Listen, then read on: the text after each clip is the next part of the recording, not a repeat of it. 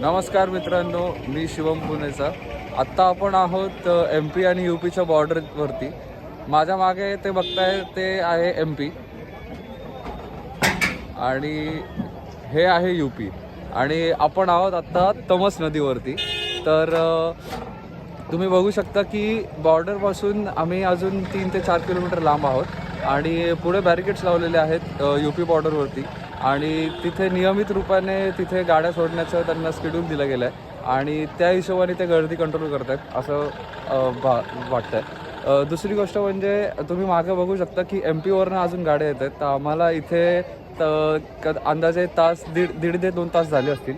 तर तुम्ही विचार करा की मागून अजून किती गाड्या येऊन अजून लांब लाईन गेली असेल. तर अंदाजाने ही 7 ते 8 किलोमीटरची लाईन असू शकते जी MP आणि UPच्या बॉर्डरवर आत्ता आहे. मौनी अमावस्येच्या दिवशी 29 तारखेला सकाळी 7:30चा हा दृश्य आहे. तर जे कोणी कारनी येत आहेत, बाय रोडनी येत आहे, बसनी, तर मेक शुअर की तुमचे अल्टरनेट रूट्स रेडी राहावेत. आणि जर तुम्ही मुहूर्तावरती येत असाल 3 तारखेच्या किंवा पुढच्या मुहूर्तांवरती किंवा शिवरात्रीच्या वेळेस, तेव्हा एवढी गर्दी नसेल. पण मेक शुअर की तुम्ही अल्टरनेट रूट्स ठेवा आणि बाकीच्या मार्गांची माहिती पण एकत्र ठेवा.